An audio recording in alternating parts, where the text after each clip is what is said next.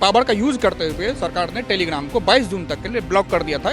क्या सरकार इस मामले में फेल रही खोजने में कि वास्तव में टेलीग्राम पे कौन से ऐसे चैनल है सिर्फ उन्हें बंद किया जाए? कहीं किसी ने लीक किया, उसकी पीडीएफ बनी, वहां से सर्कुलेटिंग हुआ, उन्होंने उसकी स्कैन कॉपी बनाई और स्कैन कॉपी तमाम जगह सर्कुलेट हुई। आपको बेहतर था कि कल्प्रिट को पकड़ते जिसने फर्स्ट शेयर किया। इसमें धर्मेंद्र प्रधान जी माननीय शिक्षा मंत्री हैं, वो उनकी पूरी गलती है। कहते ना काम होना नहीं चाहिए, काम होते दिखना चाहिए, तो काम हो रहा है ये दिखाने की प्रयास कर रहे हैं और कुछ नहीं है। देश में नीट के एग्जाम को लेकर बहुत चर्चा है। एक तरफ चर्चा है कि वो लीक कैसे हुआ और दूसरी अब चर्चा ये हो गई है कि उसका री एग्ज़ाम जो होना है वो 21 जून को होना है और कल 20 जून को जो लीक हुआ है उसको लेकर के काकरोच जनता पार्टी के लोग दिल्ली में एक बार फिर आंदोलन यानी प्रदर्शन करने वाले हैं। लेकिन इस बीच सरकार ने एक निर्णय लिया है कि टेलीग्राम सोशल मीडिया जो चैनल है, प्लेटफॉर्म है टेलीग्राम, उसको बंद कर दिया है। टेलीग्राम का कहना है कि 15 करोड़ लोग इससे भारत में प्रभावित हुए हैं। लेकिन जो सरकार ने किस अधिकार के तहत बंद किया, क्या ये काफ़ी था, किस तरह से था, कानूनी पहलू क्या है, इसको समझने के लिए हमारे साथ हैं सूरज कुमार झा जो सुप्रीम कोर्ट के एडवोकेट हैं। झा साहब स्वागत है आपका। और ये मामला हाई कोर्ट में गया। जी जी। तो जो आज बहस हुई, सरकार ने किन ताकत के तहत उसको किया जी। और कोर्ट ने क्या कहा, जरा समझाइए। जी जी, आज इस पे ऑर्डर आ गया। ऑनरेबल जस्टिस तेजस कारिया साहब के बेंच में ये मैटर लगा था। पिछले 2 दिन से बहस चल रही थी। टेलीग्राम ने इस पे जो धारा जो 69A है इंफॉर्मेशन टेक्नोलॉजी एक्ट 2000 का, उसके अकॉर्डिंगली सरकार को इंपावर करता है कि कभी भी सरकार किसी भी टेलीकॉम सेक्टर के या किसी भी इंटरमीडिएटरी को या सर्विस प्रोवाइडर को रोक लगा सकता है विथ नेशनल सिक्योरिटी और पब्लिक रिलेशन। सारी चीज़ों को कुछ ग्राउंड्स उसमें दिए गए। उस पावर का यूज करते हुए सरकार ने टेलीग्राम को 22 जून तक के लिए ब्लॉक कर दिया था कि आप, चूंकि यह आरोप था कि नीट के पेपर यही हुआ, लीक इस चैनल के माध्यम से हुआ।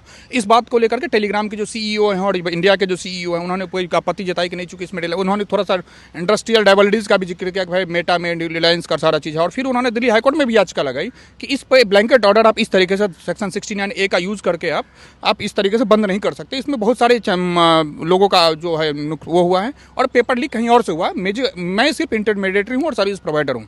तो एक चीज़ सर, चूँकि मैं सवाल जोड़ दे रहा हूँ, आप तो दे ही रहे थे, मैंने कई और लोगों से और जगह चर्चा सुनी कि लोगों ने कहा कि भाई टेलीग्राम पे कुछ चैनल होंगे जिन्होंने इसको किया होगा, जो भी गलत होंगे लोग होंगे। तो और टेलीग्राम के अलावा दूसरे सोशल मीडिया प्लेटफॉर्म हैं, टेलीग्राम को क्यों किया गया है? और क्या वास्तव में टेलीग्राम सिर्फ इसलिए नहीं, बहुत से लोग बिजनेस भी इसके माध्यम से करते हैं, कुछ टीचर्स भी हैं जो इसके माध्यम से अपना चैनल चलाते हैं।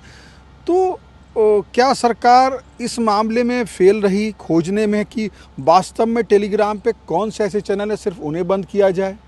क्या ऐसा कोई प्रावधान नहीं था कि सिर्फ उस पर रोक पूरे प्लेटफॉर्म को ब्लैंकेट ऑर्डर? ये दिमाग में सवाल है। बिल्कुल सवाल जायज है और इसका जवाब मैं ये देता हूँ कि सरकार को ये जो ब्लैंकेट ऑर्डर है, मैं भी ऑनरेबल जस्टिस तेजस कारिया साहब के ऑर्डर को ड्यू रिस्पेक्ट मानता हूँ कि ये ऑर्डर फिर भी इनकम्प्लीट इस सेंस में है कि फॉर एग्जाम्पल मैं मान लीजिए कि मैं ही एक मान लीजिए टेलीग्राम यूजर हूँ, मेरे पास क्वेश्चन पेपर आया तब ना मैं शेयर करूंगा। अब समझने वाली बात है लॉजिकली। तो यानी क्वेश्चन पेपर लीक में टेलीग्राम का कोई योगदान नहीं है। कहीं किसी ने लीक किया, उसकी पीडीएफ बनी, वहां से सर्कुलेटिंग हुआ। टेलीग्राम की गलती सिर्फ यह है कि इनके किसी पर्टिकुलर ग्रुप में या चैनल में ये सर्कुलेट हुआ। टेलीग्राम का डे फर्स्ट यही कहना था और ऑनरेबल हाईकोर्ट में भी उसने यही बात कहा, टेलीग्राम के जो काउंसिल थे तरफ से जो पैरवी कर रहे थे, कि हमसे तो सिर्फ चैनल हैं, लीक जिसको कर रहा है उसको अपना पकड़ के एक चैनल पे ब्लैंकेट ऑर्डर सेक्शन 69A का यूज करते हैं। चूंकि सेक्शन 69A जो है आपको इंपावर करता है कि कभी भी आप इंटरमीडिएटरी को, सर्विस प्रोवाइडर को, किसी चैनल को ब्लॉक कर सकते हो, तो आप इस राइट का ब्लैंकेट यूज वो कर रहे हैं।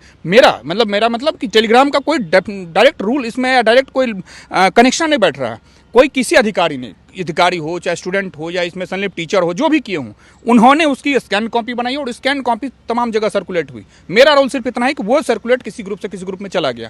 तो आपको बेहतर था कि कल्प्रिट को पकड़ते जिसने फर्स्ट शेयर किया, उसको ना पकड़ के आप टेलीग्राम पे पकड़ लिए। अब लेकिन ऑनरेबल चीफ जस्टिस तेजस कारिया ने ग्राउंड्स को जस्टिफाई करते हुए कह दिया कि ठीक है जी, धारा ब्लैंक वो आप इकट्ठे आप कर सकते हैं। उन्होंने इस चीज़ को सेंट्रल गवर्नमेंट की तरफ से तुषार मेहता जो सॉलिसिटर जनरल थे और चेतन शर्मा जो दिल्ली कोर्ट में, सॉलिसिटर जनरल है भारत सरकार के, दोनों लोगों ने आर्ग्यू किया और उनके आर्गूमेंट को फिलहाल जज साहब ने सुनते हुए अभी ऑर्डर कर दिया। मैं मानता हूं कि बेहतर था कि टेलीग्राम को इस तरीके से ना करके आपको जो रियल कल्प्रिट हैं, जो पीडीएफ बनाए, जो उस अब देखिए भारत की नीट इतनी बार फेल हो जा रहा है, हमारे देश बगल में चाइना में है, अभी 1,30,00,000 बच्चों ने जो वहाँ का सबसे कठिन पेपर गांव पेपर जो होता है उसमें होता है, उसमें मैं उस गांव पेपर का भी वो देखा था कि होता कैसे चेक है। अब समझिए एक उस वहाँ का जो नियम है वो ये है कि जो क्वेश्चन पेपर बनाते हैं और जो क्वेश्चन पेपर प्रिंट करते हैं उनको 15 दिन के लिए सेपरेट कर दिया जाता है, दोनों को एक जगह लेकर के उनको सारे कॉन्टैक्ट हटा लिए जाते हैं, वहीं क्वेश्चन सेट होगा और वहीं से क्वेश्चन प्रिंट होगा, डायरेक्ट क्वेश्चन पेपर पे वहाँ पे सेंटर पे जाएगा। यहाँ क्या होता है कि जहाँ सेट हो रहा है या तो वो आदमी जो है कुछ गड़बड़ कर रहा है जहाँ पे सेट क्वेश्चन फाइनलाइज करता है, या तो फिर जहाँ प्रिंटिंग प्रेस से वो चीज़ें कहीं न कहीं आउट हो रही हैं। तो आप समझिए कि ये दोनों एंगल को भारत में अभी तक नहीं किया जा रहा। हम क्या कर रहे हैं कि हम चैनल को एड्रेस करने की कोशिश कर रहे हैं, चैनल पे रेस्ट्रिक्शन लगाने की कोशिश कर रहे हैं। तो कहीं भी मान लीजिए मेरे पास टेलीग्राम बंद कर दो और मैं अगर अपराधी हूँ, मेरे पास पेपर आएगा, मैं किसी और चैनल से दे दूंगा। आप चैनल से दे देंगे, व्हाट्सएप है, स्नैपचैट है, तमाम सिग्नल ऐप है, बहुत सारे ऐप हैं जिसके माध्यम से, वही तो मैं कह रहा हूँ टेलीग्राम का भी एग्जैक्टली यही कहना था। तो ये जो टेलीग्राम को बैन करा, ये सरकार का कुछ एक्शन दिखाने की कोशिश थी केवल, एक्शन हम एक्शन कर रहे हैं, यही तो लग रहा है। देखिए सर, मैं बताऊं, इसमें धर्मेंद्र प्रधान जी माननीय शिक्षा मंत्री हैं, वो उनकी पूरी गलती है। पिछले 2024 में भी नीट की वो हुआ, इस बार भी नीट पेपर हुआ, सरकार पे ऊपर सीबीएसई का आपने देख ही रहा है, सीबीएसई में बहुत सारे क्वेश्चन पेपर ब्लर आ रहे हैं, सॉल्यूशन ब्लर आ रहा है। सरकार की नाकामियों को छुपाने के लिए सरकार की तरफ से एक टेम्प्रोरी दिखा दिया कि हम आपके लिए टेम्प्रोरी हाथ ला रहे हैं। वही तो मैं कह रहा हूँ, टेलीग्राम को बैन करने से इलेक्शन नहीं रुका। अब क्या होगा, अब क्या होगा कि अब लोग फोन पे ब्लूटूथ से शेयर कर सकते हैं, कॉपी आप कॉपी, एक कॉपी का 1000 कॉपी बन सकता है, वो कॉपी बेच सकते हैं, सीडी में। चोरी करने वाले के पास बहुत सारा दिमाग है, वो कुछ से भी कर सकते हैं। लीक ही नहीं होगा तो क्या होगा? वही कह रहा, हाँ लीक नहीं, वही तो मैं कह रहा हूँ, जो गाँव जैसे चुनाव जैसे चाइना में होता है, ऐसे अगर भारत में करें कि जितने दिन का पेपर सेट कर रहे हैं आप और प्रिंट हो रहे हैं, उस चेक कर उतने को आप रोक लें अगर, तो आपको जब मैं देख रहा हूँ ग्लोब मास्टर से लोग पेपर पहुंचा रहे हैं, तो आपकी नौबत ही नहीं आती। आप इंडियन एयरफोर्स को इंगेज करो, तो मतलब आपके पास इतनी क्षमता नहीं है कि आप एक जो है इसी पेपर सुप्रीम कोर्ट ने आपको लताड़ लगाते हुए जस्टिस वही पीएस नरसिम्हा ने कहा था कि आप यूपीएससी से सलाह लीजिए। तो यूपीएससी को देखिए, यूपीएससी तो आज तक आउट नहीं हुआ, आप नीट में क्यों 8 बार आपका आउट हो जा रहा है पेपर। तो कहीं ना कहीं मैं मानता हूँ कि इसमें सरकार के तरफ से या कहीं ना कहीं प्रिंटिंग प्रेस में जो है वो लोग कहीं ना कहीं इसमें शामिल हैं, जो भी है उसको लोग आइडेंटिफाई, रियल कैलकुलेट को ना पकड़ के छोटे मछलियों को पकड़ने की कोशिश में, बहुत बड़े बड़े मगरमच्छ हैं, बहुत बड़े लोग हैं। अभी फाइनल ये है कि 22 तारीख तक फिलहाल टेलीग्राम को कोर्ट ने भी कह दिया कि ठीक है, ये भी करके देख लो। कोर्ट ने कह दिया, लेकिन मैं मानता हूं, भगवान करे, मैं तो चाहूंगा कि उम्मीद करूंगा कि बच्चे लोगों का भविष्य सुधर जाए, 22 को fair election, sorry fair conduct हो जाए, एग्जाम कंडक्ट हो जाए। लेकिन चोरी करने वाले, धोखाधड़ी करने वाले, पेपर लीक कराने वाले किसी न किसी हमेशा रास्ता निकाल लेते हैं, और मुझे इस बात का अप्रीहेंशन है। मैं चाहता हूं कि सकुशल पेपर हो जाए, लेकिन ये टेलीग्राम को बैन करना, मैं मानता हूं कि ये ब्लैंकेट ऑर्डर टाइप ही है। इसको जस्टिफाई और भी चैनल किया जा सकता था, तरीके से सरकार ने एक छोटा सा सॉल्यूशन पकड़ा है, मेन सॉल्यूशन जो आदमी कल्प्रिट है उसको ना पकड़ के अब एक चैनल को वो कर रहे हैं, वो उसकी बिजनेस राइवलरी भी हो सकती है, जैसा उनका आया एक्शन का प्रोपोगंडा है। एक्शन का, हाँ मतलब दिखावा, एक्चुअली डैमेज कंट्रोल है, सरकार के पास जवाब देने को बनता नहीं, क्योंकि इसी चीज को लेकर अभिजीत दीपके आए हैं, उनका चुनाव होना है, फिर सरकार की तरफ से तमाम हर दिन कोई न कोई बच्चा आत्महत्या कर रहा है, तो वो एक कहते हैं ना, काम होना नहीं चाहिए, काम होते दिखना चाहिए, तो काम हो रहा है, ये दिखाने की प्रयास कर रहे हैं और कुछ नहीं है। ये सिर्फ लास्ट में आपने शब्द कहे वो पूरे लब्बो लुआब है।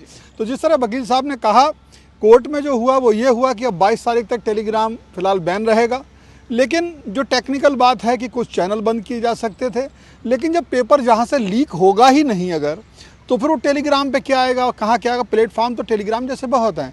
तो कुल मिला के वकील साहब ने जो कहा कि काम हो नहीं रहा तो होते हुए दिखना तो चाहिए, कुछ ऐसा लग रहा है सरकार का रवैया। फिलहाल इस वीडियो में इतना ही। आप इस पूरी वार्ता को कैसे देखते हैं और टेलीग्राम के बैन को कैसे देखते हैं, ये आप कमेंट बॉक्स में बता सकते हैं। फिलहाल इस वीडियो में इतना ही। वीडियो जर्नलिस्ट अनिल कपूर के साथ शिवेंद्र गौड़, वन इंडिया, दिल्ली।